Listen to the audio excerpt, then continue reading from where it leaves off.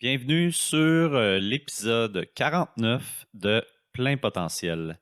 Aujourd'hui, je reçois Frédéric Pelletier, qui est un clown thérapeutique faisant partie de l'organisme La Caravane Philanthrope. La Caravane Philanthrope, c'est un collectif d'artistes humanitaires impliqués dans la société et habités par le désir de changer le monde, un sourire à la fois. Donc, c'est vraiment ce que fait Frédéric puis ce que fait la caravane. Je pense que c'est vraiment important aussi dans le contexte actuel, ce qu'ils font, donc de propager du bonheur, de donner le sourire au monde. Et voilà, c'est pourquoi aussi là, que je trouvais ça important de le recevoir aujourd'hui. Dans cet épisode, on a parlé des différentes activités là, que la caravane philanthrope offre, notamment le cirque social, le clown thérapeutique et le clown humanitaire. Évidemment, là, au niveau du clown humanitaire en ce moment, c'est pas mal sur pause. Il n'y a pas de voyages qui se font. On vous a expliqué là, un peu en quoi ça consiste, là, chacun de ces activités-là, chacune de ces activités. On a aussi jasé de l'alter ego de Fred, donc son personnage, Tikas. D'ailleurs, il a démarré une page Facebook là, durant la pandémie, Les aventures de Tikas. Où en fait là, il partage là, les différentes sorties qu'il fait. Donc, il s'est mis à aller se promener là, depuis le début de la pandémie, à aller marcher dehors, étant donné qu'il ne peut plus aller dans les CHSLD, dans les résidences. C'est ce qu'il s'est mis à faire. Il s'est mis à simplement aller se promener à l'extérieur, à aller à l'épicerie, pour propager du bonheur, pour faire sourire le monde, pour avoir un peu un contact humain aussi, là, ce qu'on a de moins en moins depuis quelques semaines. Et comme je vous disais, ben lui puis la caravane philanthrope, en fait, les sorties dans les CHSLD, normalement, c'est quelque chose qu'ils font. Donc ça, c'est de quoi qu'on a parlé un peu, là, comment que ça fonctionne. On a aussi parlé des sorties qu'ils ont faites là, durant l'été. Ils ont pu en faire quelques-unes durant le déconfinement. Et d'ailleurs, je lui ai demandé qu'est-ce qu'il trouvait le plus difficile dans ces sorties-là. Et aussi, est-ce qu'il remarquait donc une plus grande solitude là, chez les personnes âgées en ce moment? Donc, c'est de quoi qu'on parle beaucoup. Donc, comment que lui, il l'a vu là, vraiment sur le terrain. Évidemment, beaucoup d'autres sujets ont été abordés. Je vous laisse découvrir ça dans l'épisode. Puis c'était vraiment une discussion où on a un peu débordé du cadre, où je me suis laissé aller, puis j'ai sorti un peu de mon cadre de questions. On a parlé de un peu n'importe quoi. Puis je pense que c'était tout autant intéressant. Donc, merci d'être à l'écoute. Si vous êtes sur la vidéo YouTube, faites pas le saut. Après l'intro, ben, il n'y a pas de vidéo. Malheureusement, on n'a pas filmé là, cet épisode-là. Donc, gênez-vous pas là, pour migrer vers les applications de podcast plutôt. Spotify, Apple Podcasts, Google Podcasts, pas mal n'importe quelle application, là, tu devrais trouver plein potentiel là-dessus. Ben, puis sinon, ben, l'épisode est quand même sur YouTube. Tu peux l'écouter, là, il n'y a pas de vidéo, mais il y a quand même une image là, pour le reste de l'entrevue. Sinon, ben, si tu es sur YouTube, ben, j'en profite pour te dire abonne-toi. Beaucoup de personnes qui écoutent mes vidéos qui sont pas abonnées, moi je le vois dans mes stats, fait qu'on essaie de faire monter ça. Merci gang, donc abonnez-vous. En terminant, pour ceux qui ne me connaissent pas, je suis Francis Lapointe, doctorant en psychologie et coach en psychologie du sport. J'aide des athlètes, j'aide des entrepreneurs, des artistes à travailler leur mental, à améliorer leur force mentale, à avoir une meilleure confiance en soi, avoir des meilleures habitudes de vie. Essentiellement, là, tout ce qui est habitude, tout ce qui est mindset, on peut travailler ça ensemble. Donc, si tu veux avoir plus de détails, ben, je t'invite à aller voir mon site web francislapointe.ca ou encore là, simplement m'écrire sur Facebook ou Instagram. On pourrait même se faire une première rencontre là, de 15 minutes par téléphone où je vais simplement là, t'expliquer en quoi consistent mes services. Je vais pouvoir répondre à tes questions et le tout est gratuit. Donc, si tu veux en savoir plus, n'hésite pas. 15 minutes gratuits là, pour expliquer tout ça. Donc, sans plus attendre, je vous laisse avec l'épisode 49 de Plein potentiel avec Frédéric Pelletier. Bon épisode. Ça va bien? Oui, ça va bien et toi? Ouais, oui. Avant de commencer, dans le fond, le clown, en fait, c'est bénévole, ce que tu fais. Là, en ce moment, c'est bénévole. En fait, j'ai plusieurs choses. Il y a des choses que j'ai faites bénévolement. OK. Puis là, on commençait tout doucement avant la deuxième vague à avoir une job rémunérée. Là, on était en train OK. de monter vraiment une équipe, comme à toutes les semaines, qui venait au CHSLD de Saint-Joseph. OK. Toutes les semaines, une équipe qui venait, c'est ça, constamment. On avait vraiment envie de faire ça. Avec la caravane. Avec la là. caravane OK. philanthrope. Avec Guillaume qui était notre formateur, enfin qui est toujours notre formateur, puis Jérôme Blanchette. Ouais. Ça, c'était le duo qu'on était en train de monter ensemble. Oui, c'est vrai, j'ai lu là-dessus. Je pense que Guillaume a fait une publication là, comme quoi vous alliez être une team là, éventuellement là, qui allait se promener. Puis, OK, quand vous allez être cette team-là, dans le fond, là, vous allez pouvoir être rémunéré. Puis, c'est ça, ouais. quand vous allez pouvoir recommencer à vous promener, là, dans le fond. On avait fait déjà quelques visites. Puis donc, c'était comment dire? C'était une fois semaine, puis on était presque rendu à voir si on faisait pas 2 fois semaine. OK. Jérôme avait plus de possibilités aussi, donc peut-être monter une autre équipe Avec lui puis une autre personne. Avec lui et une autre personne, voir d'autres CHSLD, parce que les besoins sont vraiment criants, bien avant la pandémie déjà. OK. Puis la pandémie renforce aussi le fait que les gens sont encore plus isolés parce qu'ils n'ont pas le droit à des visites pour les personnes qui pouvaient les visiter. Puis nous là pour le coup on peut plus y aller non plus, fait que cette visite est en moins. Ouais. Puis quand vous allez être rémunéré, ça va être via les dons que les gens donnent à la caravane, ou c'est ça? Tout fonctionne avec les dons, dans le fond. Oui, c'est ça, c'est que des dons. Y a-tu des partenariats aussi, des gens qui donnent? Je crois avoir vu qu'il y avait des partenaires. Il y avait Cogeco qui avait été un partenaire pour les spectacles. OK. De pandémie. Là, j'avais vu récemment, une fois, il y avait un spectacle c'est ça, mais oui, c'est n'importe qui veut venir faire un don pour... ouais, dans le fond, ça paye les artistes, parce que non, les déplacements. Dans le fond, on est comme commencé le podcast, là, je pense. Là. Je pense que ça va commencer à quelque part là-dedans, là, mais c'est ça. Dans le fond, il y a les clowns, mais il y a aussi les artistes de cirque aussi. Ouais. Il y a une grosse équipe que eux, je pense qu'ils sont déjà payés, là, les artistes de cirque, quand ils font des spectacles. Il y a plusieurs volets, en fait. Si je peux parler de ça, je dirais qu'il y a 3 grands volets en fait, dans la caravane philanthrope.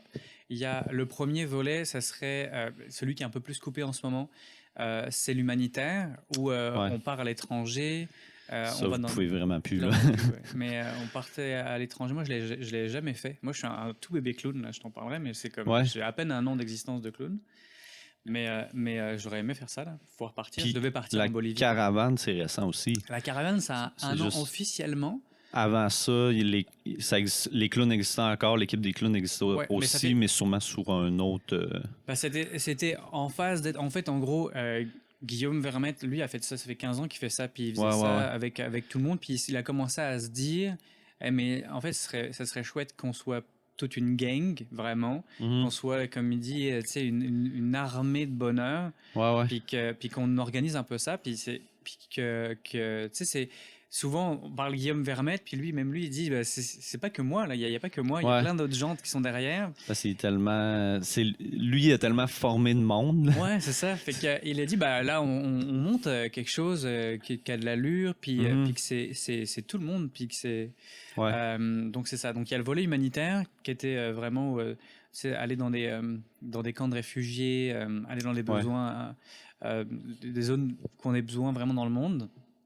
Donc là où c'était du cirque social, où les gens arrivaient pour faire du cirque ou du clown, installer des structures là-bas pour changer le quotidien des populations et redonner le droit à l'enfance généralement. Ouais, fait que c'est pas juste de faire le clown, divertir, c'est aussi faire des actions, aider à bâtir par exemple là, des trucs ou... Pas tant. Pas tant. Non, c'est plus, mettons, ça va être dans une des dernières choses qu'ils avaient faites dans un camp de réfugiés, je me souviens plus le nom, mais il me semble que c'était en Grèce, je me souviens plus trop. Mais en gros, ils ont monté un chapiteau, puis à tous les jours, ils avaient 3 animations où ils venaient soit donner comme un cours de monocycle ou des cours de cirque, soit faire des spectacles, soit faire une soirée disco, soit voir un film d'animation. Puis c'était une routine qui était mise en place à tous les jours au même moment pour que les enfants dans ce camp-là retrouvent une routine de bonheur. C'est que ce soit comme, en fait, ma routine, c'est pas que juste pas de routine, ouais, là, en fait. C'est que là, on a du plaisir, on a du fun, puis c'est cool à tous les jours. Je sais que j'ai ça. C'est comme dans ma vie, j'ai aussi ce truc-là. Il y a ça qui est sécurisant un peu là, à travers tout le... Ça, une des choses. Puis redonner du pouvoir. Ça, c'est une grosse chose. Je vais t'en parler beaucoup, mais redonner du pouvoir aux gens dans des situations comme là, par exemple, où que ce soit les enfants ou les parents n'ont plus de pouvoir du tout sur leur situation. Puis je pense qu'on n'est pas capable de se rendre compte comment ça se passe. Puis même moi, j'y suis pas allé, mais même Guillaume est allé. Je pense qu'on a du mal à se rendre compte de c'est quoi cette vie-là, là-bas. Puis ça l'est encore. Puis là, maintenant, il y a la pandémie qui par-dessus, fait que j'ose même pas imaginer. C'est ça, puis le après, j'imagine, ça va être aussi différent là, de quand vous êtes allé. Ben, toi, t'es pas allé encore, là, mais quand eux sont allés avant, là, il va peut-être avoir d'autres difficultés qui vont s'ajouter déjà. Mais c'est ça, ouais, c'est que c'est changer le monde. Je sais qu'on aime bien dire ça, c'est changer le monde un sourire à la fois. Essayer de redonner du bonheur à des endroits où il n'y en a pas. Après, on n'est pas des super-héros, mais on essaye de le faire parce que ça nous fait plaisir puis qu'on a l'impression que ça sert vraiment. Pas que aux enfants, même si on est vraiment axé sur les enfants. En tout cas, là, dans cette zone-là, cette mission-là, c'était vraiment axé sur les enfants. Mais ce qui est rigolo, c'est de voir que les parents aussi, ça leur fait plaisir de voir leurs enfants qui retrouvent le sourire. Ben, les parents aussi, peut-être, ils retrouvent leur esprit d'enfant, en fait. Là. Ça, oui. Ils retournent en enfance un peu. Là.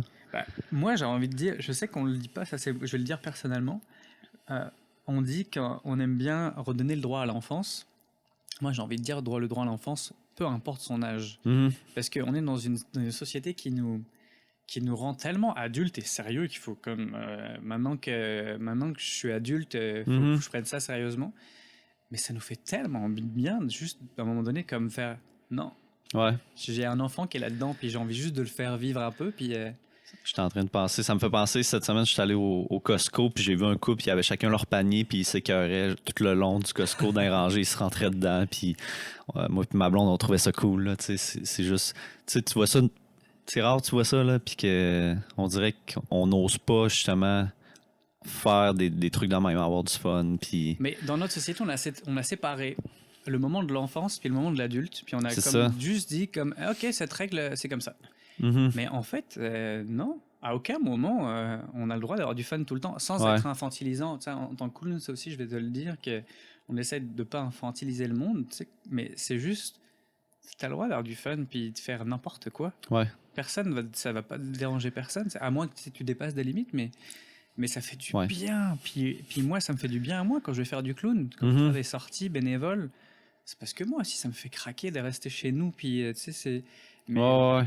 Confinement, toi aussi, t'affecte en ce moment, j'imagine. Évidemment, c'est sûr, tu sais, je suis humain, mais sortir puis faire le fou, puis de voir les gens que ça, tu sais, d'un seul coup, de se dire, hey, mais moi aussi, je peux faire n'importe quoi, puis ça fait du bien.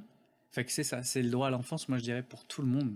Puis pour revenir à ce que tu disais tantôt, là, tu disais qu'il y avait 3 facettes à la caravane philanthrope, donc les voyages humanitaires. Voyages humanitaires, ça c'est le premier, donc qui a un petit peu arrêté. Le deuxième volet, ça serait le cirque social.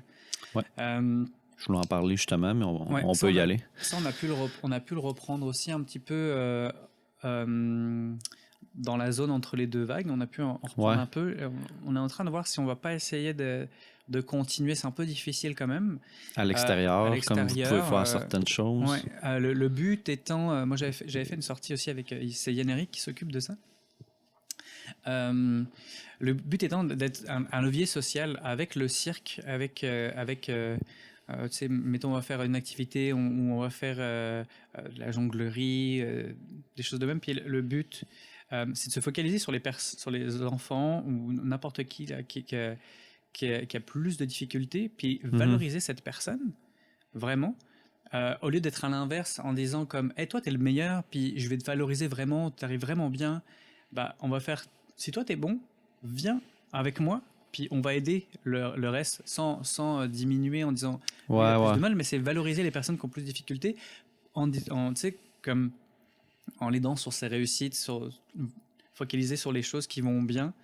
Et puis, être là, pareil, c'est une routine, tu sais, de venir régulièrement avec du cirque, puis avoir du fun, puis eux se rendent pas compte. Mais on a comme un levier social où on essaye de... Ouais, c'est comme indirect, c'est un peu moins comme dans un bureau face à face où ce que la personne intervient avec toi. Là. C'est ça. Fait que, comme par exemple avec des enfants, je sais que vous intervenez avec des enfants vulnérables, vous essayez d'y aller de façon régulière, puis est-ce que vous développez justement comme la relation, puis vous faites en sorte que, par exemple, un enfant qui est bon en jonglerie, ben à chaque fois que vous y allez, vous pratiquez, puis éventuellement, il développe ça. C'est-tu comme ça que ça se passe un peu? Ou? Oui, c'est ça, mais encore une fois, c'est pas forcément focalisé sur les personnes qui réussissent, c'est aussi beaucoup focalisé sur les personnes qui réussissent pas. Ouais.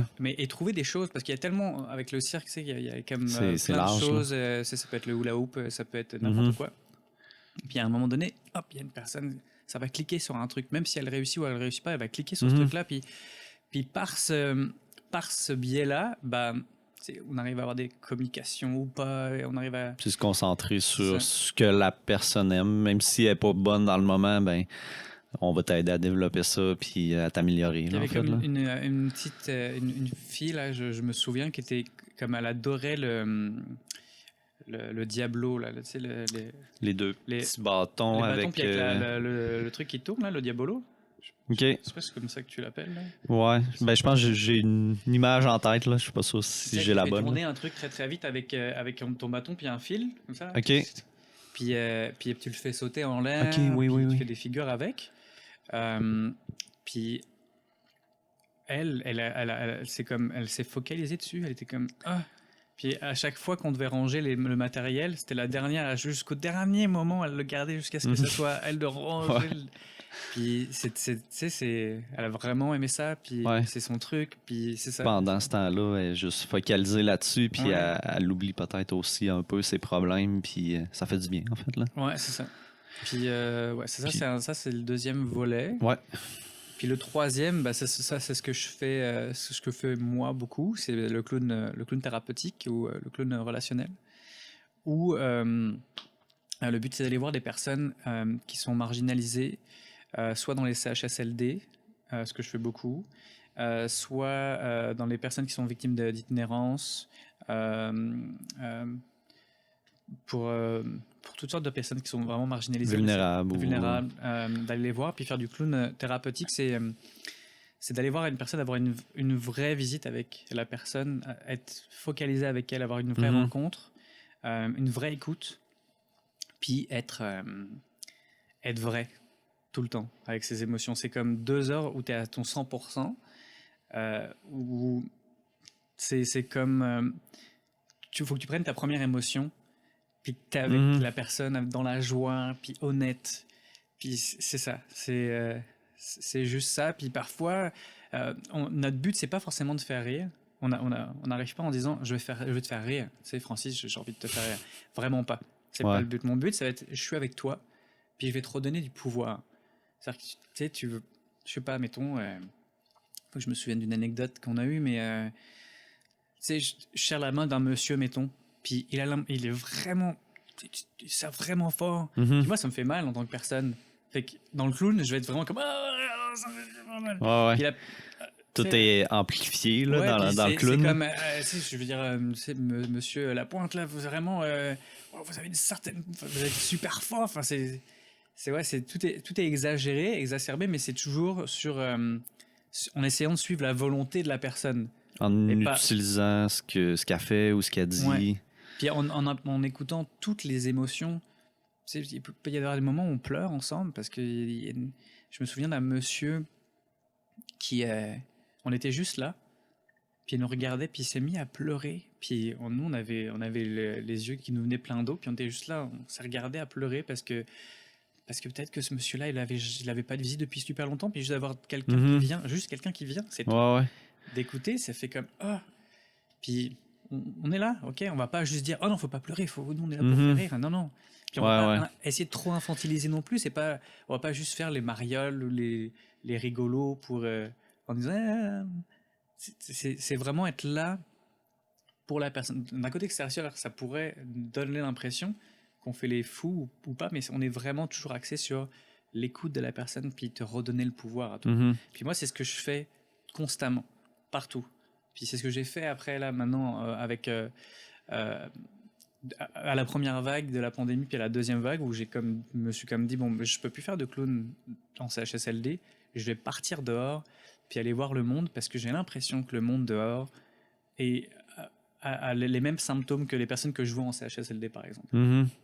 Puis il y avait énormément de monde dehors aussi là, au début du confinement. Là, tout le monde allait dehors. Mois d'avril commençait à faire beau. Mais c'est dehors, soit dans la rue, toujours avec la distance. Ouais. On va pas le répéter, mais pour vrai, c'est toujours une grande distance avec les personnes. Soit par la fenêtre. Ouais, ça peut être ça aussi. Moi, j'avais des crayons. C'est une amie clown qui m'avait donné cette idée-là. J'avais des crayons qui écrivent sur les vitres. Ouais. Avec les enfants ou pas, même des adultes, on a joué au tic-tac-toe avec, c'est cool, avec ça. Des vieilles personnes, entre guillemets, avec des adultes. Puis juste moi, je dessine, puis eux, ils suivent, puis c'est ça. C'est juste chiller, faire n'importe quoi. Juste pas être sérieux. C'est mon leitmotiv. On n'est pas sérieux. Ou alors, si on l'est sérieux, on va être sérieux, vraiment sérieux. Mais je sais pas, j'avais l'impression, je l'ai ressenti beaucoup à la première vague, je le ressens un peu à cette deuxième vague qui est un peu différente. Ouais, un peu différente, mais presque un peu plus insigneuse, parce qu'on n'est pas bloqué, mais on est quand même un peu bloqué. Tu sais, d'aller voir ces personnes, puis juste leur faire comme, ok, on passe à autre chose, juste un petit moment. Ouais. C'est ça. Puis, juste parenthèse comme ça, j'imagine que tu as un autre travail à travers ça. Alors, mon travail à temps plein, c'est un travail qui est un peu dévalorisé dans notre société, mais je suis le parent à la maison. Okay. Puis ça, c'est mon vrai travail à temps plein. C'est cool, ça. Je m'occupe de mon petit être humain qui me suit, avec toutes les émotions qu'on partage ensemble, puis c'est merveilleux. Mais ça me prend... c'est comme là, je fais une pause de mon travail à temps plein pour venir te voir. Et puis c'est ça, et du coup je porte aussi mon amoureuse qui elle reprend des cours pour devenir sage-femme, et ça prend énormément de temps aussi, donc c'est ça c'est mon gros travail à temps plein, qui me prend beaucoup de temps, puis qui me donne beaucoup de bonheur aussi, puis beaucoup de défis aussi forcément. Mais c'est ça, je trouve que c'est important d'être là pour ma famille. C'est ça. C'est le choix qu'on a fait. On a pris le choix dans notre famille de gagner moins d'argent, mais d'avoir plus de temps, de valoriser le temps qu'on pouvait avoir ensemble par rapport à l'argent qu'on pouvait dépenser n'importe où. C'est ça. Ça fit en même temps avec les valeurs. On dirait que ça fit avec le personnage de clown. On dirait de donner du temps pour les autres. Ouais, mais ça prendre du temps pour toi en même temps. Là. Ouais. Mais ça vient tu sais, c'est comme je te dis, c'est récent en fait que je fais du clown, là, ça fait 1 an seulement. Je vais te raconter peut-être comment ça arrivé, mais c'est ça, tu sais, avant de s'installer, avant d'avoir un enfant avec mon amoureuse, on est parti en voyage autour du monde, puis ça c'est vraiment un privilège, je pense que c'est parce que on est blanc, puis qu'on a pu gagner beaucoup d'argent pour pouvoir se faire ce voyage-là. Pendant combien de temps? Pendant quasiment 1 an. Okay. Mais à ce moment, pendant le voyage, nous, on avait juste notre sac à dos. Puis on dépensait le moins possible, parce que oui, on avait de l'argent pour pouvoir aller d'un pays à un autre, mais pas assez pour pouvoir avoir le luxe de pouvoir se faire des restaurants, mettons, tout le temps. Ouais. Mais c'est devenu un choix d'avoir juste notre sac à dos. Et j'ai l'impression qu'on a tellement grandi de cette expérience, de se dire, mais en fait, j'ai plus rien. J'ai pas d'auto à penser, j'ai pas de loyer à penser, j'ai pas rien du tout, j'ai juste mon sac à dos. Puis ça me rend tellement heureux. Je me suis rendu compte, tu sais, parfois on allait camper dans un bois n'importe où, plus ou moins illégalement. Mais c'était tellement du bonheur de revenir à du basique, de dire tiens, ok, là je sais que j'entends un petit coin de rivière, je sais que j'ai l'eau ici, ça c'est bon, ça c'est fait, je sais que je peux dormir ici. La base, là. La base. J'ai ce qu'il faut, là. Ouais, j'ai ce qu'il faut. Puis je peux être avec les gens. Parce que le fait que on ait enlevé le fait d'avoir une auto, tout ça, on devait faire du pouce. Ça permet d'être encore plus à la rencontre de la personne. Tu es obligé d'être à la rencontre de la personne parce que tu demandes un service de te faire transporter d'un endroit à un autre. Et puis on a fait tellement des belles rencontres. Puis c'est ça nous a vraiment ramené sur le... Mais en fait, quand on avait plein d'argent, juste avant qu'on quitte, qu'on dise on avait plein d'argent, on était assis dans notre appartement, puis tranquille.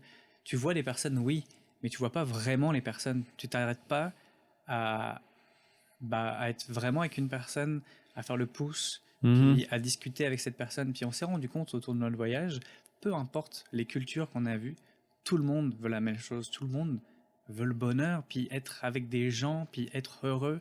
Peu importe les cultures, les religions, les pensées, n'importe quoi. À la fin, c'est ça. Tout le monde veut la même chose. Puis ça te fait juste revenir à la base de dire, mais oui, tu sais, faut qu'on s'aime tous, parce qu'on veut tous la même chose.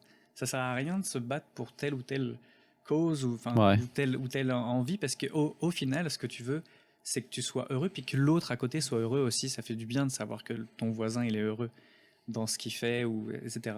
Fait que nous, on a fait ce voyage-là, on est revenu de ça, puis on a remis le curseur autre part. Il doit y avoir un clash aussi en revenant, là, de retrouver tout... Est-ce que vous récupériez un ancien appartement? Non, ou... du tout, on avait tout lâché. Là, il fallait recommencer à zéro. Là. On a tout recommencé à zéro.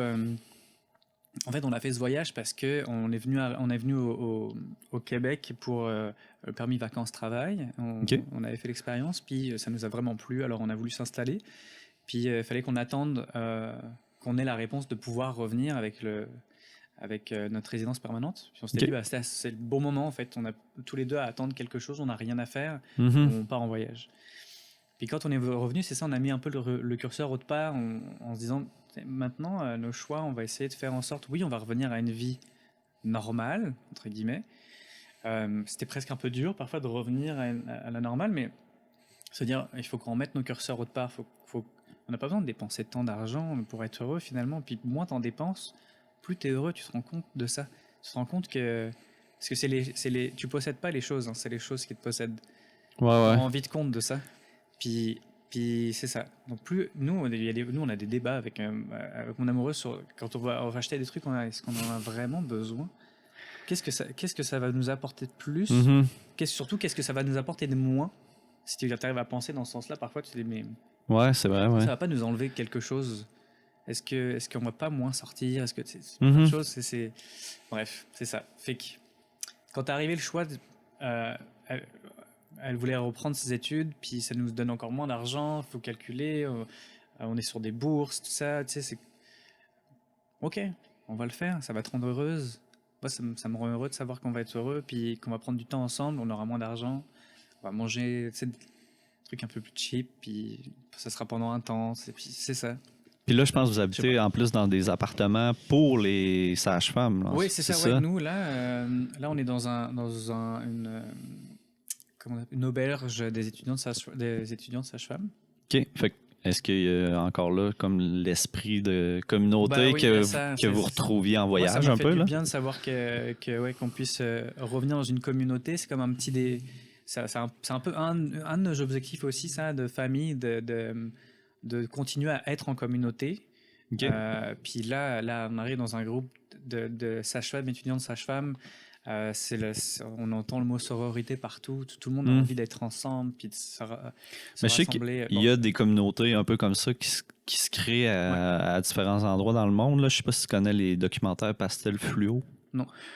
C'est une Québécoise qui a fait ça, là, Joanie Lacroix, qui fait des documentaires sur du monde qui ont un mode de vie différent, qui essaient de vivre plus en conscience et tout ça. Là, puis elle est allée justement dans l'État de New York où il y a une petite communauté qui font un peu tout ensemble. Là. Ils font pousser leur nourriture, ils vivent ensemble, ils se séparent les tâches. Je sais qu'il y en a des communautés comme ça là, qui commencent justement à se créer un peu partout dans le monde. Là. Mais moi, ça nous rassemble vraiment. On a vraiment envie que... pourquoi pas un jour vivre dans une de ces communautés ou en partir une, j'en sais rien, mais j'ai vraiment l'impression, je sais pas si c'est un effet de mode ou pas, mais c'est vraiment dans les pensées, j'ai pas l'impression, pas que de nous, il y a comme du monde qui a envie de se retrouver aussi. Ouais. Et Il y a beaucoup de monde qui cherche un sens là, en ce moment. Là. Ouais, c'est ça recommence à la base. Puis, tu vois, c'est drôle parce que là, on recommence une nouvelle année, une nouvelle session. Puis, donc, on a des nouvelles étudiantes qui reviennent. Bon, là, elles ont quitté parce que c'est la deuxième vague, mais elles reviennent dans l'auberge. Puis, il y en a une, justement, qui sa famille, son frère, tout ça, ils sont en train de partir une petite communauté là, de ferme aussi. Ça revient. Puis, ouais, il y a ça aussi, là, les gens qui font... qui s'achètent des poules, qui font leur potager. Tu sais, vraiment, il y en a beaucoup. Là, j'ai l'impression que ça commence à... Je sais pas si c'est toute l'ambiance mondiale ou ce que on dirait qu'on se dit qu'il faut arrêter d'être dépendant de tous les systèmes qui sont mis en place. Là. Bah ça, je me demande si ça n'a pas... c'était peut-être avant la pandémie, mais je pense que la pandémie a dû faire réaliser ça. Ça a dû... dire, mais finalement, si tout craque, là, je peux rien faire. Ouais. Je suis dépendant de tout parce qu'on a été éduqué là-dedans puis habitué à la société, que la société tout est facile, t'arrives à l'épicerie puis that's it. Si tu prends pas ce choix-là, tu prends le choix difficile où que là t'as plus de travail à faire. Ouais, mais tu sais, on n'a pas envie de penser que ça va craquer puis t'as envie de croire que ça va tenir quand même, mais veux pas, ça vient dans ta tête d'un seul coup de te dire mais si ça craque, je fais quoi? Alors que si t'es dans une communauté, où on se retrouve ensemble, puis on arrive à vivre ensemble, puis on réapprend les bases de c'est quoi de vivre ensemble. Il y a ça aussi. Je pense on sait plus vivre ensemble. Ça fait du bien. Puis moi, je le vois dans mon deuxième métier de clown. Mais on a besoin d'être ensemble, vraiment. Puis je le savais avant la pandémie, puis je pense que la pandémie nous a fait dire mais en fait, on est des êtres sociaux. En fait, c'est la base de notre vie. On a besoin d'être ensemble avec des gens. Et puis pas que devant un écran, même si un écran ça aide, c'est sûr que ça nous aide. Puis je sais, je suis les recommandations québécoises, canadiennes sur le fait qu'il faut qu'on garde nos distances et tout, mais on sent ce craving on a envie d'être ensemble pour de vrai. Mais c'est qu'une communauté. C'est ça. C'est quelque chose qui... Je sais pas si tu avais fini l'histoire qui t'a amené à commencer le clown. On divague un peu, mais en même temps, c'est intéressant tout ce qu'on dit. Donc, c'est ça. C'est revenir sur le curseur de c'est où qu'on met nos bases de notre vie. Donc, moins d'argent, mais plus de temps. Parce qu'on dit que le temps, c'est de l'argent, mais c'est pas vrai. L'inverse, ça peut être aussi bon. Peu d'argent peut donner beaucoup de temps. Puis ça, c'est cool aussi. Le temps, c'est vraiment précieux, le temps avec les gens. Ouais. Puis c'est ça. Donc moi l'année dernière, donc on déménage à Trois-Rivières l'année dernière pour recommencer pour que. Avant ça, on était à Montréal. Vous étiez à Montréal, ok. Puis dans le quartier de Hochelaga. Vous êtes arrivé au Québec depuis combien de temps exactement? Tout est pour tout, je sais plus, ça doit faire. Ta blonde est-tu québécoise? Ta blonde est-tu québécoise? On est tous français. Okay. C'est juste notre petit humain là qui est tout québécois, français. Ouais, c'est ça. Mais non, on est français. On arrive, je crois que ça va faire 5 ans maintenant. Ok. Mais on était à Montréal, dans le quartier de Hochelaga, vraiment un très, très beau quartier aussi, qu'on aimait beaucoup. Puis c'est ça, pour les études de sage-femme, on arrive à Trois-Rivières pour s'installer dans cette auberge des étudiants de sage-femme. Moi, je mettais un peu mes activités sur pause parce que avant ça, je faisais de la mise en scène ou de la réalisation, un peu plus de mise en scène ces derniers temps avec à Montréal aussi pour les festivals Fringe aussi. J'avais Fringe Festival. Fringe. Ça te dit quoi? C'est en même temps que le festival des murales. Ok. Il y a un festival de théâtre qui s'appelle Fringe qui voyage partout dans le monde et qui s'arrête à Montréal à l'été, qui est un festival de théâtre. Pas underground, mais un peu pas marginal, mais voyons, c'est comme c'est pas le mainstream, quoi. C'est chercher d'autres choses, d'autres chemins. C'est un peu de l'expérimental aussi. Puis ça, j'ai avec un ami François Morin qui est écrivain, et on se retrouvait de temps en temps, une année sur 2, parfois. Tiens, j'ai ce texte-là, est-ce que ça t'intéresserait de le monter? Donc, voilà, je faisais un peu de mise en scène. Puis moi, j'avais décidé de faire un peu de pause sur mes projets pour valoriser le projet de mon amoureuse.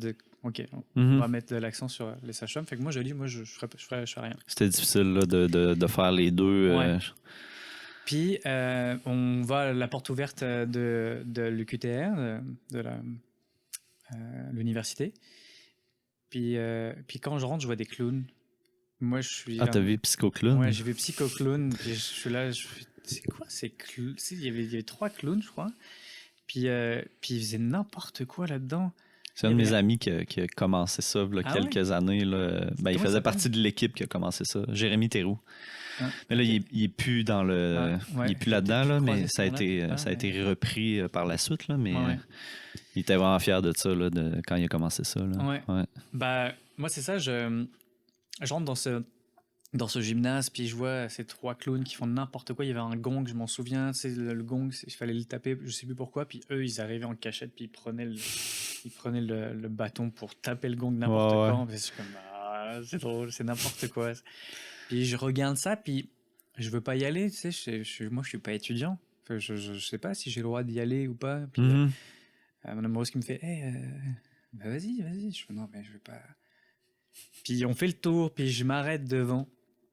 Puis là, c'est Aurélie, je m'en souviens, qui était en clown, qui me raconte ça par après, quand on en discute, qui fait, mais on t'a vu arriver là, depuis que t'es là, on voit là tes yeux d'enfant, juste venir nous voir. Il te voyait que... Je fais, ouais, je sais pas, mais vous prenez des gens extérieurs? Je fais, oh, oui, on prend des gens extérieurs, pas étudiants. Fait inscris-toi, passe les auditions, puis on voit ce que ça donne, ça. Les auditions, je fais, ok, bon. Puis moi, je sais pas c'est qui Guillaume Vermette à cette époque. J'en sais rien. Puis j'arrive... T'as aucune idée de l'univers là, des clowns thérapeutiques? Rien du tout. Moi, je suis là comme... Je sais que j'avais une amie en France qui avait fait du clown, pas du clown thérapeutique, mais avait fait du clown, qui m'avait dit une fois comme, hey Fred, faudrait que t'essayes, le clown, c'est cool quand même. C'est comme un peu une part de toi, t'as un alter ego, mais c'est vraiment intéressant. Puis... Mais c'est ça, puis c'est drôle parce que quand t'es arrivé, tu me dis, je vais être gêné un peu. Là, je me suis comme dit, il fait le clown, mais il est gêné. Mais c'est ça te permet justement de te laisser aller puis d'être ton alter ego, là, d'être une autre personne un peu. Là. Ouais, mais c'est ça. C'est vrai que les gens savent pas. Moi, je peux être une personne gênée aussi parfois, vraiment. Tu peux être gêné puis faire le clown aussi. Faire le clown au même moment. Hein. Je dire, comme hier encore. Hier encore, j'ai eu une rencontre avec une personne qui c'était merveilleux, mais à l'intérieur de moi, j'étais vraiment gêné. Comme je peux pas voir les deux au même moment. Puis jouer le fait que tu es gêné, parce que vu que tu es clown, il faut que tu sois à 100%, fait que tu es gêné. Bref. Donc, je fais cette audition. Ce qui est drôle d'ailleurs, l'audition, c'est que la veille, je tombe à vélo avec le petit humain avec qui je suis. Puis on se fait mal vraiment. Là, je passe la nuit à l'hôpital. Bref, finalement, on quitte de l'hôpital, mais je suis avec une sodoplâtre, je sais pas quoi, quand je passe l'audition. Puis c'est ça. Puis ça passe. C'est cool. On fait l'audition, puis certainement parce que je suis motivé. Donc, je connais pas qui est Guillaume Vermette. J'arrive à l'auberge, je passe dans tous les sens, excuse-moi, j'ai ma tête qui à date, ça va, là. Okay. Je suis capable de te suivre. À l'auberge, il y a une des étudiantes qui voit mon petit pamphlet de le Psycho Clown, puis qui lit, puis Guillaume Vermette fait « Guillaume Vermette? Tu sais pas c'est qui Guillaume Vermette ?» Je fais « non, je sais pas c'est qui. » « Ah, mais c'est un clown immédiataire, blablabla. » Donc je regarde un peu, tu sais. Je fais « Ah ouais, ok, ça a l'air d'être... ok, Guillaume Vermette. » Puis c'est ça, puis il est cool, vraiment, tu sais, on chill, Bref, donc je fais cette formation des psychoclowns, qui est une formation gratuite pour donner envie aux gens de faire du clown thérapeutique. Puis moi, je rentre là-dedans, j'adore ça, c'est génial. Ça lie les deux, quoi. Ça lie l'aide que tu peux faire aux gens, puis ton côté artistique. C'est comme si mes deux mondes... Parce que j'avais aussi travaillé un peu pour Médecins sans frontières une fois. C'est les personnes qui sont là, qui viennent te demander « Est-ce que tu voudrais donner 15 $? » Bon, j'ai fait ça. Mais là, ça faisait comme... Ok, il y a les deux mondes qui se rassemblent. Puis j'ai commencé à faire des sorties. J'étais là, mais c'est génial de faire ça vraiment. C'est apeurant les premières fois.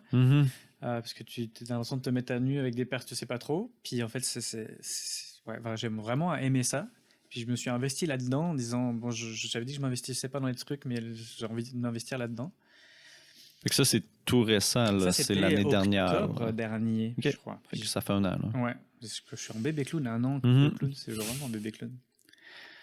Puis je fais ça, je découvre Jérôme Blanchette, que j'adore beaucoup. Là, c'est mon petit compagnon de clown. Ça fait longtemps que je ne l'ai pas vu d'ailleurs. Et puis c'est ça, on continue. Puis la pandémie arrive. Puis là, tout s'arrête. Puis moi, je tourne en rond chez nous. Et je fais non, mais c'est pas possible, faut qu'on fasse un truc. Puis je vois les gens, je vois le mal-être des gens dans la rue partout. Puis un jour, je fais ok, go. Je mets même pas mon costume, c'est l'hiver, il fait froid encore. J'ai encore mes motos, puis je fais juste mettre une partie de mon costume sur mon manteau, mon nez, puis je pars dans la rue. Juste, je sais pas ce que je vais faire. J'ai peur, puis je suis content en même temps de le faire. Puis je le fais. Ça marche. Les gens sont contents, moi je suis content, je rentre chez nous, je ramène du bonheur à la maison alors que tout le monde est stressé de la pandémie. Je me dis ok, je vais continuer ça. Puis j'ai étendu ça en continuant à aller en me rendant compte, j'ai des résidences à côté de chez moi, de personnes âgées, je vais les voir. Puis je suis allé les voir, puis c'est ça, puis j'ai étendu, je suis allé voir aussi des garderies, une école, parce que tout était fermé à cette époque, on faisait rien du tout. J'allais voir les personnes à l'épicerie, c'était devenu c'était l'époque où c'était le service essentiel, mais les personnes à l'épicerie, c'était plate aussi pour eux. C'est pas mal notre sortie de la semaine. Ouais. Mais ouais, c'est ça, les employés à l'épicerie. Ouais. Et la sortie stressante, pour vrai, les gens, quand il va, les gens avaient peur vraiment de. Je fais ma sortie stressante, puis moi j'allais faire le clown là-bas en disant comme, on va.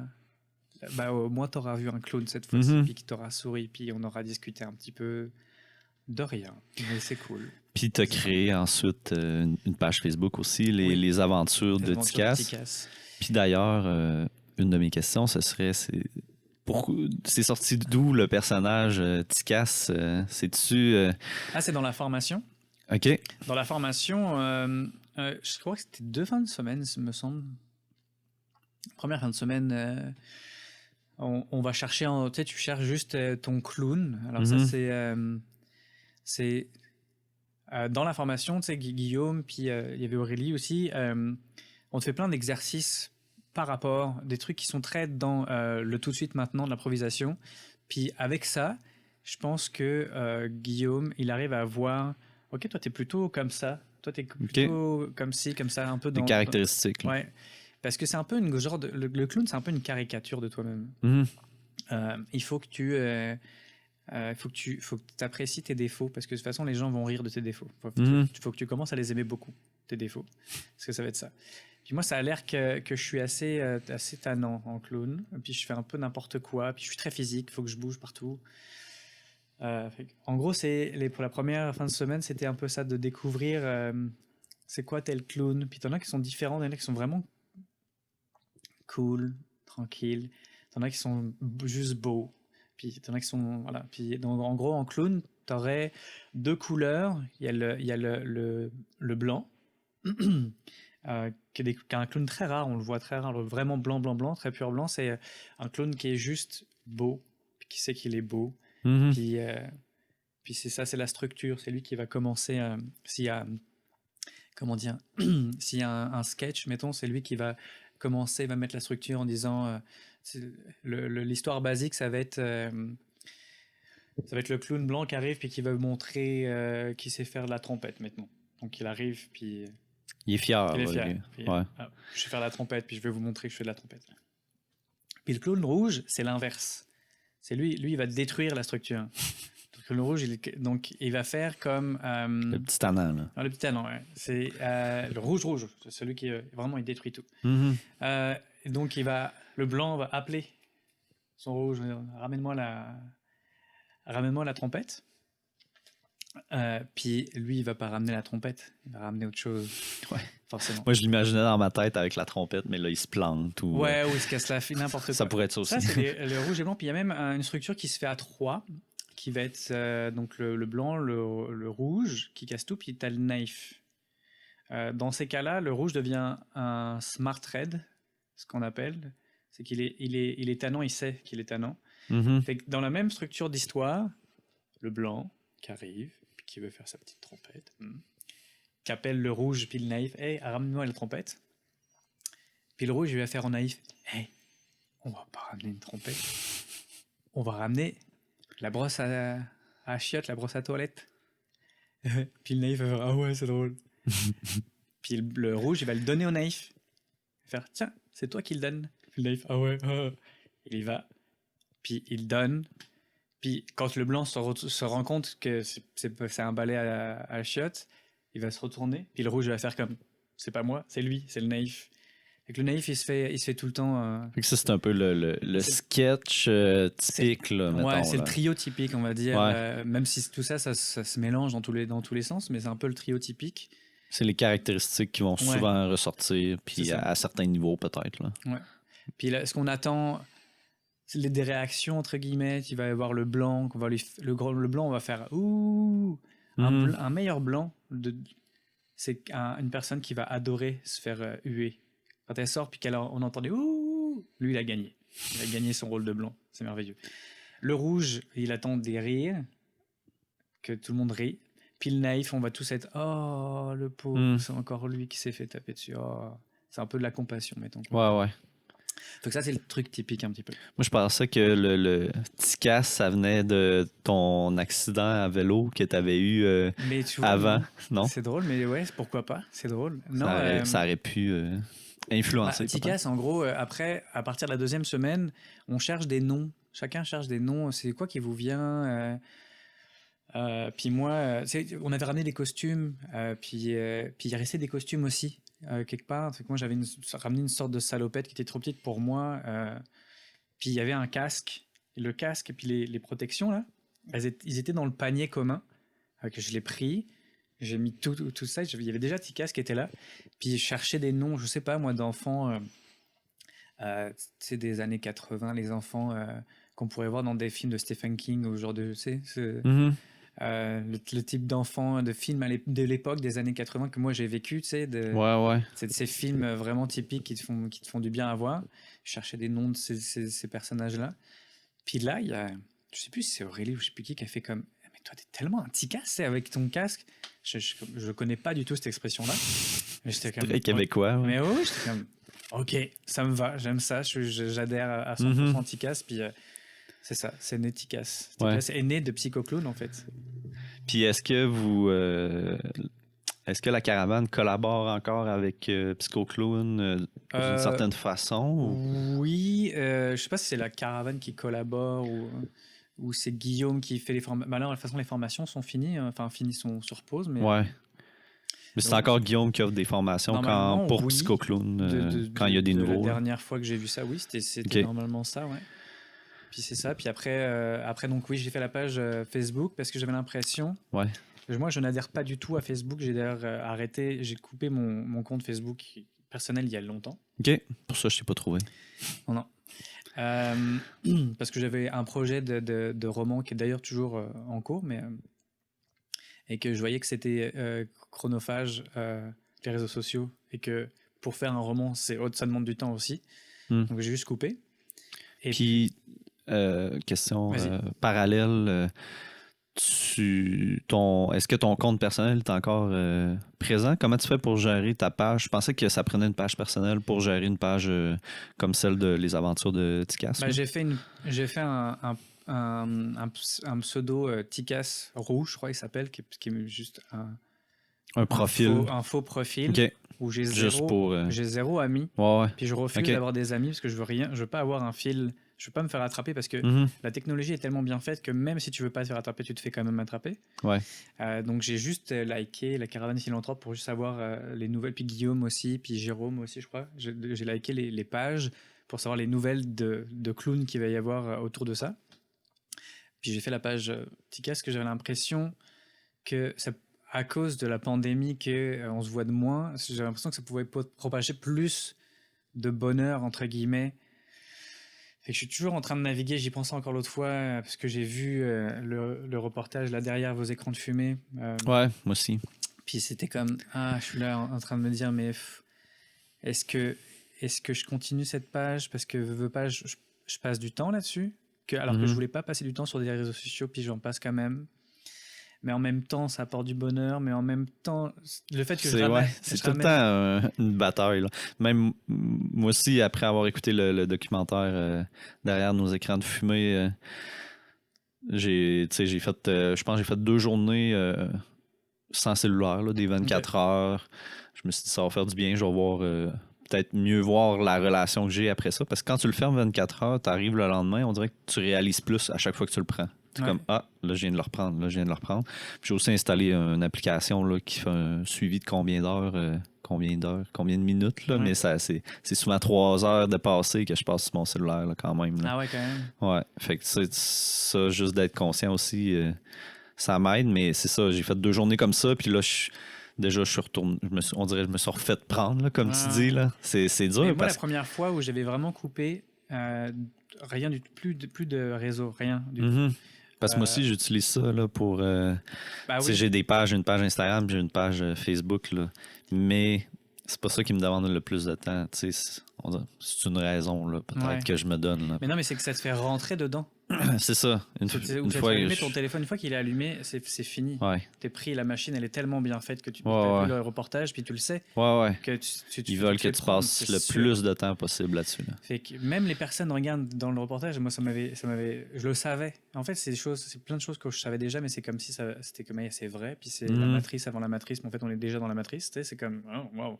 Bref, mais... même les gens qui travaillent là-dedans puis qui savent que c'est pas bon, ils se font prendre aussi.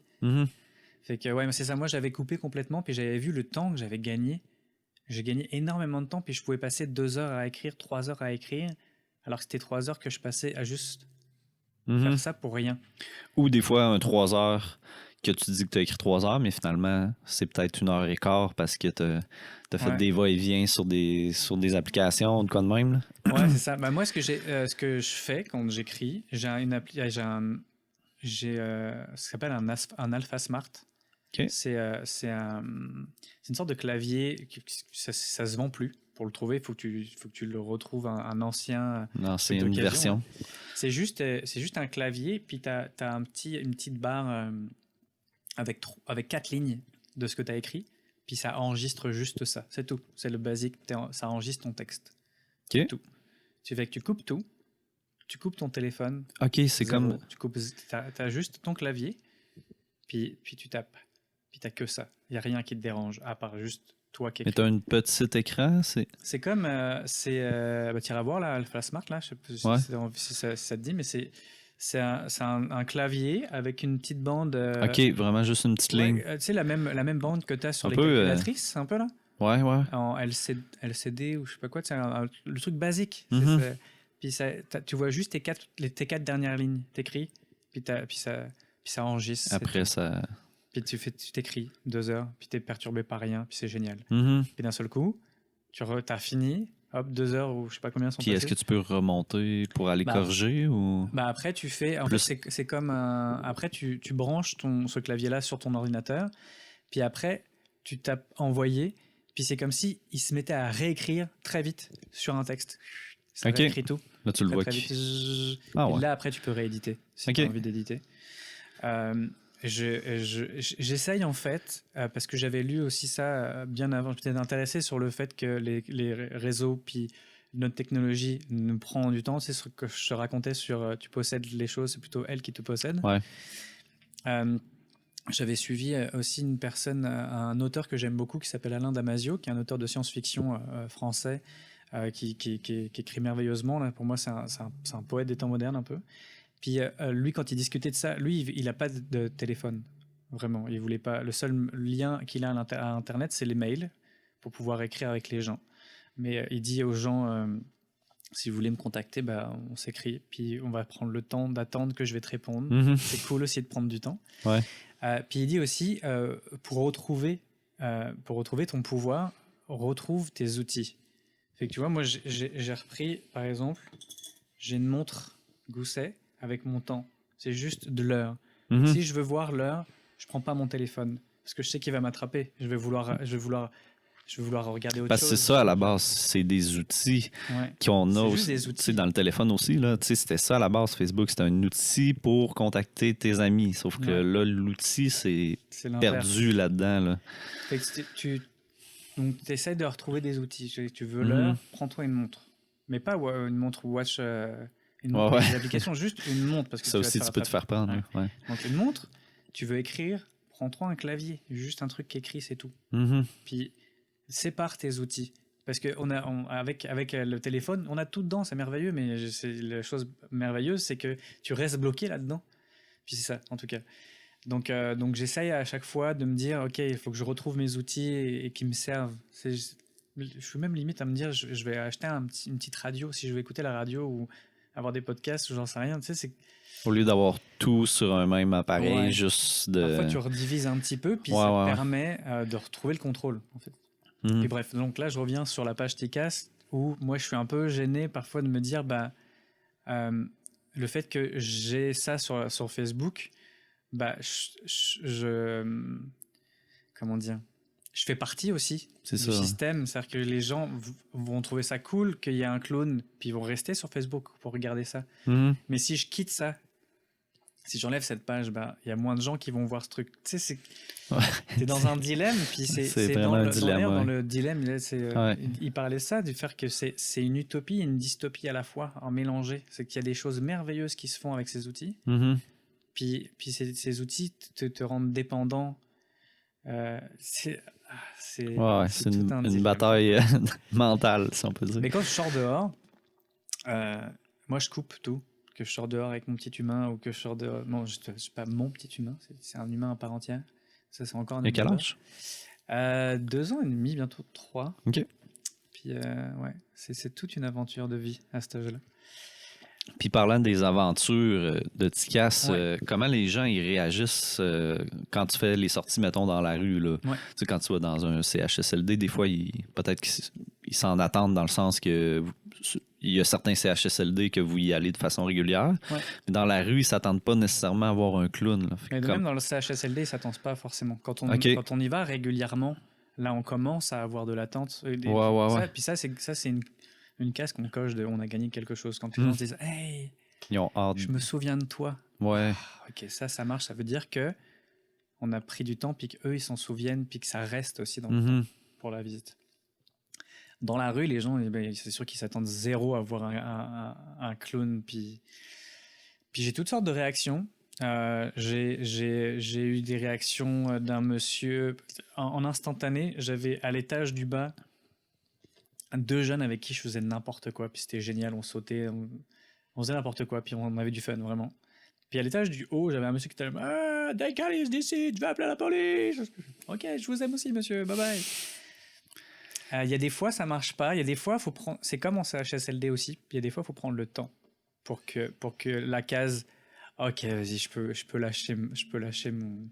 Il y en a qui sont un peu plus pognés là. Puis il y en a comme tant pis, tu sais, c'est. Non, j'ai pas envie. Ok, bye. Mais bonne journée quand même. Ça me fait plaisir de t'avoir vu. Comment que tu réagis face à ça, ceux qui sont un peu plus difficiles à prendre? Est-ce que tu essaies de voir ça comme un défi d'aller le chercher? Oui, puis non, tu sais, je veux pas non plus tanner les gens non plus. Parce que, tu sais, après, tu peux vite rentrer dans le côté infantilisant, justement, de dire comme, moi, j'ai le pouvoir de clown thérapeutique, puis je peux essayer d'aller voir. Je sais pas, je vais avec le feeling, tu sais, c'est ça, un clown thérapeutique, c'est vraiment dans le moment. Là. Tout le temps. Ouais. À un moment, il y a des moments où ça va être un peu des deux, j'en sais rien. Il y a des moments où j'ai moins d'énergie, puis je suis comme non, je veux pas y aller. Il y a des moments où je vais me sentir comme de feu, puis je vais y aller vraiment, puis la personne va peut-être le sentir que je suis comme encore plus là, puis ça va marcher ou pas, j'en sais rien. Je fais un peu avec le moment. Il va y avoir des... Tu sais, j'habite pas loin du cégep, puis il y a des moments où il y a des jeunes, puis que ça marche pas. Là, tu sais, ils sont là comme non. J'ai juste pas envie de rigoler avec un clown. Puis il y a d'autres moments où ça pogne, je sais pas. Puis... Est-ce qu'il y a des... Ça fait la différence... Des différents... Ouais, ça fait la différence dans tous les cas. C'est ce qu'on apprend aussi en CHSLD, c'est que même s'il y a un monsieur qui fait comme « Ah, ces clowns, ils sont tannants, mais allez-vous-en, rentrez chez vous !» N'empêche que ça a fait la différence, ce monsieur-là, parce qu'il a quelque chose à crier ou à... Tu sais, il est tanné contre quelque chose de différent. C'est comme... C'est de la faute du clown aujourd'hui. C'est vrai. Et que ça lui change quand même son quotidien. Puis même dans la rue, s'il y a quelqu'un qui se il va rentrer chez lui et faire c'est quoi là, j'ai eu un clown. Il va peut-être en parler, lui en CHSLD, il va peut-être en parler avec les autres résidents, puis ça va faire une discussion quand même. C'est ça. Puis même dehors, le monsieur ou la madame que j'ai vu, puis qui a fait c'est qui ça? Elle va en parler, elle va rentrer chez eux, puis elle va dire comme j'ai vu un clown, là. Tu sais, puis Puis, je fais un changement. Ce que j'allais dire, c'est est-ce que tu vois une différence au niveau des différentes générations, si on peut dire? Y a-t-il des générations qui sont plus faciles à, disons, à avoir du fun? Je sais pas. Je dirais que c'est marrant, on a eu c'est un de la débat. généralisation un peu. Ouais, j'ai presque pas envie de rentrer là-dedans. Ouais, je comprends. J'ai l'impression que c'est vrai puis pas vrai en même temps. Ça dépend des jours, vraiment. Ça dépend des moments où comment moi je me sens. Ça dépend des moments comment eux se sentent. On était rentré dans un débat une fois avec une étudiante sage-femme sur le fait que peut-être les personnes qui sont au cégep, mettons, qui sont au départ de devenir adultes, ont cette envie qu'on les prenne au sérieux. Fait de voir débarquer un clown qui pourrait les infantiliser, même si c'est pas ce qu'on fait, mais tu sais, si tu vois un clown, t'as un peu ce côté, tu penses à l'enfant, forcément. J'ai l'impression peut-être que à certains moments, c'est un peu plus difficile, même si c'est pas tout le temps vrai. Ouais, c'est ça la fin. Il y aurait peut-être ça, mais sinon, non, j'ai du fun avec tout le monde, même les gens qui ça réagit pas bien. Moi, ça m'éclate quand même. Ouais, puis t'essaies quand même de propager de l'amour, propager du bonheur, même si lui, il veut pas te voir, ben toi, c'est salut. Moi, je suis content de te voir. Mais il y aurait une personne qui lui aurait dit ça, au moins dans la journée, peut-être. Peut-être que ça va l'aider d'une certaine façon. Puis en même temps, j'en sais rien, c'est pas grave. Tu sais, moi, ça me crée du bonheur. Lui, peut-être, j'espère. J'ai envie. Sinon, c'est pas grave. Ouais, mais je vis un peu dans l'utopie que de toute façon, tu sais, comme de ce que j'ai raconté là sur le fait que de toute façon, on est tous pareils. On veut tous du bonheur, on veut tous que l'autre nous aime. On veut être aimé. On veut aimer, puis être aimé, c'est ça la base. Hein. Puis c'est pour ça qu'on est des êtres sociaux, c'est ça. On veut être. Après manger, pipi, caca, qui est la base aussi, l'ultra base, dormir. Manger, pipi, caca, dormir.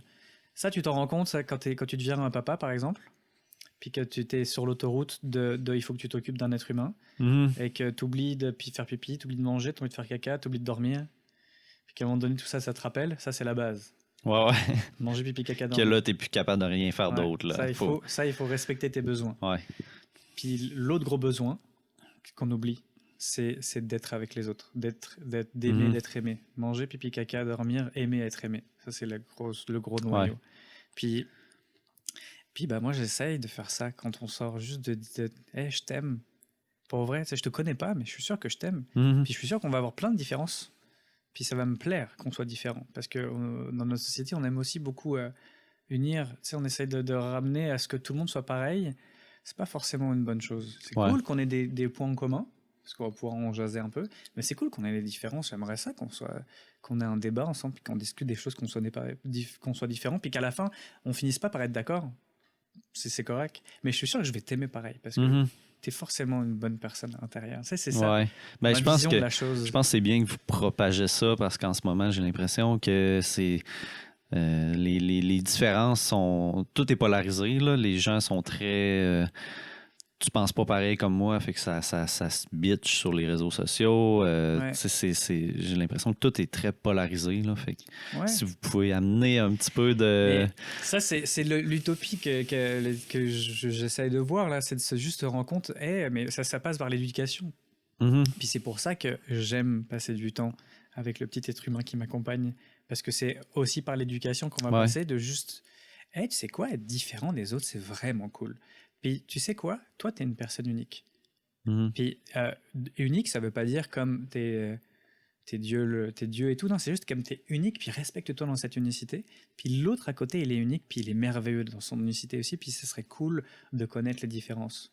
Puis il a pas la même couleur de peau, puis il a pas la même culture, puis il a pas s'il a une religion, il a pas les mêmes croyances que toi.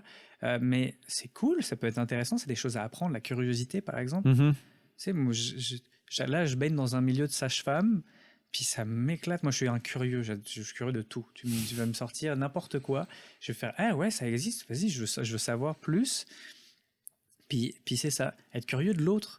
Ok, c'est ça que toi, t'aimes, je sais pas, je vais pas lancer un débat, mais toi, t'aimes les haricots verts, puis moi, je les aime pas, j'en sais rien, c'est n'importe quoi, mais enfin, c'est un faux débat. Mais bref, en tout cas, ça me plaît pas. Je suis sûr, dans ma valeur... La musique métal, mettons. Moi, j'aime ça. Mais moi, je viens de la musique métal. J'ai été bassiste 7 ans dans un groupe de death metal. En même temps que j'ai commencé le théâtre, en fait. OK. Bon, finalement, on n'a pas de différence là-dessus. On n'a pas de différence là-dessus. Mais par exemple... mais j'aime d'autres styles de musique aussi. Ouais, je suis très éclectique là-dedans, mais... j'en sais rien. Bref, dans la musique. J'aime pas ça. Je veux pas aimer un truc que tu fais n'importe quoi. N'empêche que je vais essayer de me mettre à ta place. Je suis humain. C'est sûr qu'il va y avoir un truc qui va pas me plaire. Puis ça me terne un peu que tu fasses ça, mais j'aimerais ça me mettre à ta place puis savoir pourquoi tu fais ça. Puis c'est quoi qui te rend du bonheur à faire ça. Ça se trouve, t'as du bonheur là-dedans à faire ça. Puis c'est cool. Puis continue à le faire. Puis je vais pas non plus. Bien sûr qu'il va y avoir des trucs. C'est utopique comme pensée. Donc il y a des trucs. Genre. T'aimes tuer ton voisin, je vais dire comme... T'aimes battre ta femme. Ouais. Ça se peut que là, j'essaie pas de te comprendre. Ouais, je vais avoir du mal. J'imagine que t'as du fun peut-être, mais c'est parce que c'est une pensée utopique. Mais n'empêche que j'ai envie quand même de me rapprocher de ça. De t'aimer pareil dans ta différence. Puis, parce que c'est beau, la différence...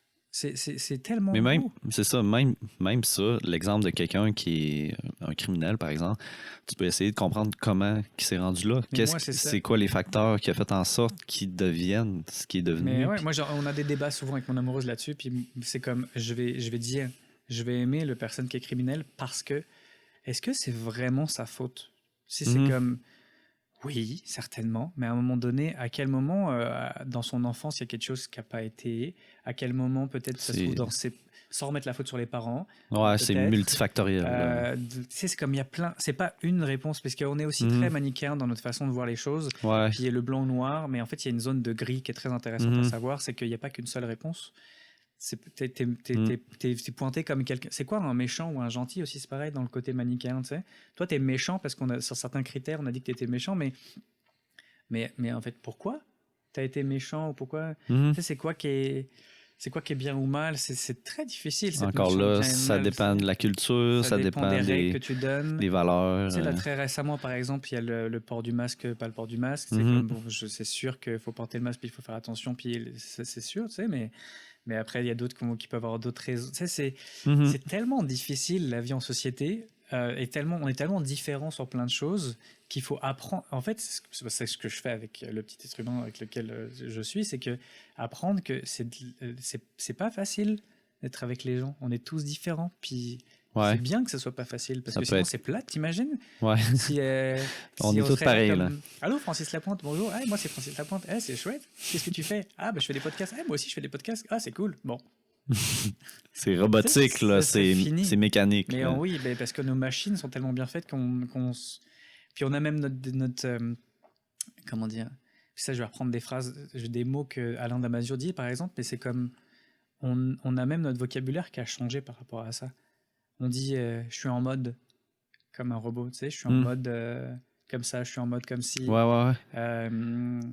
Je suis pas connecté aujourd'hui. Tu sais, c'est comme on a changé nos vocabulaires, on est devenu robotique. Les expressions, là. Ouais. Oui, c'est ça qui est fou. Mais faut pas s'oublier là-dedans. Ben, en fait, hier, j'ai fait. On parlait de réseaux sociaux. J'ai fait une petite story sur mon Instagram pour savoir si les gens avaient des questions. Okay. Puis mes collègues au journal Zone Campus de l'université m'ont proposé une question qui est la suivante. Qu'est-ce que tu trouves le plus difficile dans tes visites depuis le début de la pandémie? Là, évidemment, on parle peut-être plus des visites que vous avez faites cet été quand vous pouviez. Ouais, c'est ça. Ou de celles que tu fais... de façon dans des rencontres que tu fais dans la rue. Là. Qu'est-ce que tu trouves plus difficile? Le manque de contact physique. Ouais. Ça, c'est quelque chose qui me manque beaucoup. Parce que c'est une des approches aussi, dans le redonner le pouvoir, c'est aussi avoir une approche avec le corps de l'autre pour les CHSLD qui est différente d'une approche d'un préposé. En CHSLD, qui est merveilleuse, qui font, je respecte vraiment leur travail, c'est fabuleux. Mais ça va être une approche de je te lave ou je te fais ton lit. C'est comme une approche des soins, qui est des soins, qui est différent de juste comme hey, je vais te prendre la main. on se fait un câlin, on se fait juste un câlin, puis tu sais, ça fait tellement du bien aux deux Ouais. personnes d'ailleurs, hein, c'est moi aussi. Les deux, c'est prendre soin en même temps de la Ouais. personne, mais différemment. Mais c'est ça, ouais, c'est une approche physique. Là, ça manque parfois d'avoir cette approche physique. Ouais, ça c'est le plus difficile. Le plus difficile, c'est que pour vrai, depuis la pandémie, tout est arrêté là. On a eu un moment entre les deux vagues où on a pu recommencer un petit peu. C'était comme là, on a été coupé l'herbe sous le pied. Ouais, bah là, c'est qu'en fait, on est arrêté. Vraiment, je pense que le plus difficile, c'est ça aussi, c'est qu'on peut plus faire ce qu'on aime faire. Puis j'avais une question, il me semble, un peu qui se rapproche à ça là. Ouais, c'est ça. Est-ce que vous voyez que les gens sont plus fragiles mentalement, là, aussi, le fait qu'ils soient plus isolés depuis le début de la pandémie? Certainement. Dans les CHSLD résidences, c'est sûr. Parce qu'on le dit depuis des semaines, mais vous autres, vous l'avez vu aussi sur le terrain. Là. C'est sûr. Puis moi, tu sais, quand je suis allé faire des sorties comme ça bénévoles dans les résidences, tu sens les gens comme il y a quelqu'un qui vient me voir, qu'est-ce que mais oui, c'est puis dans les CHSLD, puis pas que, même les gens dans la rue en vrai, on est dans une situation qui est une pandémie sanitaire, c'est sûr à 100%, mais qui est une pandémie psychologique aussi, vraiment. Puis je sais que c'est un moindre mal par rapport à si on était tous malades, mais quand même, ça vient attaquer nos neurones un peu là sur notre côté d'être avec les gens. Mais dans les CHSLD, oui, encore plus. Puis tu sais, il y a un message qu'une personne a dit à Guillaume, puis qui me reste en tête, c'est tu sais, ici on meurt pas on meurt pas du Covid, on meurt de la solitude. Ouais, je l'avais lu ça. Mais c'est vrai, les gens, au bout d'un moment, quand t'as plus le goût de vivre, parce que personne vient te voir, ils se laissent aller. Puis c'est juste comme c'est fini, là, on s'arrête là. Trouves-tu que la santé mentale est trop reléguée au deuxième plan? C'est difficile à dire quand même parce que c'est des conflits d'intérêts forcément, mais je pense qu'il faut y penser vraiment beaucoup parce que oui, la santé physique beaucoup, c'est quand même une pandémie qui peut faire mal à certaines, ça fait du mal à personnes qui sont, c'est comme dans les CHSLD, le Covid qui rentre là-dedans, ça détruit beaucoup de monde aussi. Ouais. Mais dans le psychologique aussi, ça fait du mal aussi, comme c'était juste pas plus envie de, enfin c'est difficile. Ouais, je pense que les deux devraient être plus ou moins liés quand même, un peu plus peut-être, j'en sais rien, je sais pas comment on pourrait amener ça, parce que au bout d'un moment il va y avoir aussi peut-être des gens qui vont comme plus vouloir écouter les règles parce que ils ont envie d'être avec les gens. Ouais. Puis je sais pas comment on pourrait faire, genre j'ai pas du tout la solution. C'est ça, c'est dur. Je suis là. pas épidémiologiste pour savoir la pandémie, je suis pas psychologue non plus, j'en sais rien du tout. Fait que je vais pas pouvoir donner des réponses, mais c'est ça, je pense que oui, c'est quand même important de penser à ça. Ben, puis je pense que ça vient aussi avec ce qui a été fait avant, là, dans le sens que moi, je pense que ben, c'est sûr, je suis dans le domaine de la psychologie. Ma blonde va être psychologue très bientôt. Là, fait que je pense que les psychologues auraient pu avoir des meilleures conditions, particulièrement au public. Là. Puis, tu sais, déjà ça pourrait aider le fait qu'il y ait plus de psychologues qui veulent aller au public parce qu'en ce moment, il y a pratiquement une pénurie. Puis, ils ont de la misère à les avoir. Mais le salaire au privé versus public n'est pas comparable. Là. Mais tu sais, c'est ça, j'ai l'impression qu'il y a plein de trucs qui ont mal été faites ou qui n'ont pas été pris bien pris en charge avant la pandémie, qui fait que la pandémie a eu autant d'impact, particulièrement au Québec. Là, quand on check au reste du Canada, c'est beaucoup moins pire. Ah ouais? Je n'ai pas regardé ça. Ouais. Mais c'est vrai que la santé... Moi, par exemple, j'avais pas du tout pensé à ma santé mentale avant. Je sais pas ce que tu sais, je te connais. Puis ça, c'est pareil, ça. C'est encore une chose d'éducation, ça compose beaucoup à notre santé physique, puis le santé mentale, on n'y pense pas. Bon, on y pense quand ça devient vraiment... C'est ça. Puis avec le faire du clown avec Psychoclown, puis la caravane, ça m'a comme rentré dedans de me dire, hey, mais oui, puis la pandémie aussi, de me dire, mais il me semble que je suis pas bien, en fait, de ce qui se passe maintenant. Il va falloir que je fasse quelque chose. Puis ma réponse, ça a été, je vais aller faire du clown parce que ça me fait du bien. Donc quand je sors, je me fais du bien à moi. Mais c'est ça. C'est presque un peu égoïste. Hein. Je me fais du bien parce que ça va me faire du bien. Puis c'est normal en même temps. Mais c'est sûr. Mais t'es certainement pas le seul à qui a jamais eu des problèmes au niveau mental ou qui a jamais pensé à ça. Puis là, la pandémie est arrivée. Puis c'est sûr, t'es pas le seul que ça l'a rentré dedans. Là. Mais ça te paraît. T'es un peu. Il y a des moments où t'es démuni, c'est vrai, tu sais, comme tu dis. Mais en fait, bon, moi, ma solution, c'est le clown. Mais mettons. Tu sais, j'appelle. C'est sûr que c'est le sport. J'appelle qui? Ouais, c'est sûr que c'est le sport. J'appelle qui? Je parle avec qui de ça? Est-ce que j'en parle à ma famille? Tu sais, à ma famille. On n'est pas assez éduqué, je trouve. J'ai l'impression là-dessus pour se dire comme. Tu sais, quand t'as un petit bobo, t'as mal au ventre, je sais pas quoi, tu t'es cassé quelque chose. Tu sais, go, tu vas voir le docteur, tu vas chez le médecin. Puis quand ça va pas bien dans ta tête, tu sais qu'arriver le psychologue, mais c'est comme j'ai l'impression qu'il y a une barrière qui est différente. Comme si on avait mis notre santé mentale pas du tout à la même place que notre santé physique, alors que c'est le même problème si ça va pas bien. Ouais. Tu sais, bref, j'ai l'impression que c'est. C'est moins discuté, c'est moins. Ça se voit avec, comme tu dis, la gestion de la pandémie sur le fait que on a pensé à l'aspect physique parce que c'est normal, il faut quand même gérer cette pandémie. Ouais, mais on aurait peut-être aussi pu mettre aussi le côté mental. J'ai l'impression que c'est revenu aussi. Hein. J'ai l'impression peut-être que cette deuxième vague est gérée différemment de la première, avec le fait qu'on continue nos activités parce que je pense que ça fait plus de bien quand même. Mais encore là, je trouve que ce que tu dis, je trouve que ça rejoint un peu ce que le gouvernement, ils disent que la deuxième pandémie, ça l'affecte beaucoup, les gens sont beaucoup affectés au plan mental.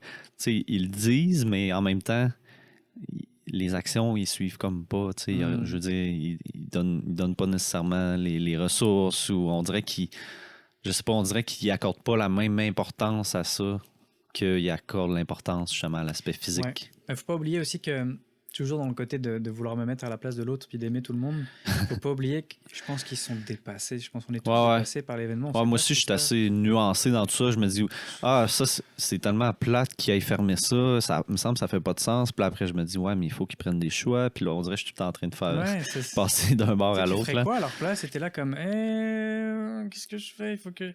Puis il doit peut-être y avoir des chiffres, j'en sais rien. On ne tourné pas avec eux. Je sais pas. C'est comme. Je pense, c'est tellement compliqué pour tout le monde cette situation. Puis ça nous dépasse vraiment. Plein de points. Je pense qu'on tire vers la fin. Ça fait quand même 1h05. Wow. Non, 1h15 qu'on parle. Excuse. Wow. Je savais pas que j'avais. Merci. Non, mais merci d'avoir été là. Merci, super intéressant comme discussion. On a parlé d'autres sujets que le clown. ça a été de tous les côtés. Puis. Je voulais terminer en te demandant comment les gens peuvent collaborer puis aider la caravane philanthrope. Par des dons, c'est sûr. Tu sais, c'est comme si vous avez envie de donner quelque chose à la caravane philanthrope pour qu'on puisse continuer nos actions. Vraiment, c'est grâce à vous que ça fonctionne. Je sais qu'on n'a plus de voyage humanitaire, mais on continue des spectacles aussi. Il y a des spectacles, ça j'ai oublié d'en parler, mais il y a les spectacles en CHSLD qui sont gratuits pour les CHSLD et les résidences, mais on paye nos artistes. Ça continue parce que c'est à l'extérieur, puis là, les gens sont sur leur balcon, par exemple, ils peuvent regarder ça. Là. Ouais, c'est ça. Donc, il y a de la musique, il y a Je mettrai dans la description du podcast, il y a eu un lien. Il y a une adresse courriel où les gens peuvent écrire s'ils veulent que vous vous déplacez justement dans leur CHSLD. Ouais, c'est ça. J'ai vu ça hier sur le site. À la caravane philanthrope, il y a eu un post récemment là-dessus. Ouais, c'est ça.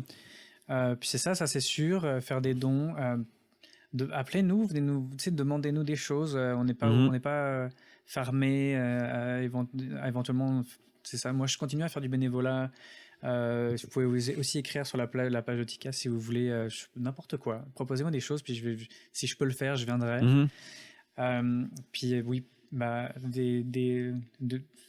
faites des dons ou faites des dons de n'importe quoi ou parlez-en aussi. C'est juste en parler comme il y a des gens qui font ça. Ouais, c'est ça. Je suis pas très bon vendeur, j'en sais rien. Mais non, c'est bon. Je sais pas si. Ouais. Puis j'ai vu d'ailleurs, je pense cette semaine ou la semaine passée, il y a eu un don de 10 000 qui a été donné à la caravane. Ça aussi. Ouais. J'étais comme moi. Madame Anonyme qui Madame a Anonyme, donné ça. qui veut qu'on continue nos projets dans le CHSLD. Fait que... Ça, c'est toute une aide, là, quand même. Là. Oh, vraiment. D'un coup. Là. Ouais, j'étais assez impressionné aussi quand j'ai vu ce message-là. Puis, mais c'est parce qu'on tient que là-dessus, tu sais. Puis tous nos projets, on essaie de continuer quand même à faire des projets, même s'il y a la pandémie. On est beaucoup plus axé sur ce qui se passe au Québec parce que de toute façon, on ne peut plus bouger. Donc, puis, c'est ça. Fait qu'il y a pour la caravane Philanthrope, il y a le Facebook, il y a un Instagram aussi que j'ai vu. Il y a un site internet aussi. Et le site web, évidemment. Ouais. Toi, tu as ta page Facebook Les Aventures de Ticasse. Ouais. Puis sinon, Guillaume Vermette aussi a sa page là, que vous pouvez suivre si vous voulez avoir vraiment tout ce qu'il fait, tous les déplacements qu'il fait. Là, récemment, il a attrapé la COVID, malheureusement. Là, finalement, ça va mieux. Là. Oui. Ouais, mais c'est comme ça. Ça l'a terrassé quand même pas mal. Ouais, hein. Pas mal. Ça l'a beaucoup affecté, j'ai l'impression. Puis encore une fois, pas que physiquement. On a discuté sur le côté moral aussi, qui n'était pas facile. Mais c'était quand même un gros truc. Ça l'avait quand même pas mal. Ça lui a pris du. Ça a dû l'affecter aussi parce que j'ai vu qu'il avait reçu des messages complotistes ou de gens qui disaient qu'il ne l'avait pas eu. Puis ça aussi, c'est un peu plate. Là. Je pense que c'est le revers de la médaille d'être une personne publique aussi. Je pense c'est pas facile du tout. Tous ceux qui parlent de façon.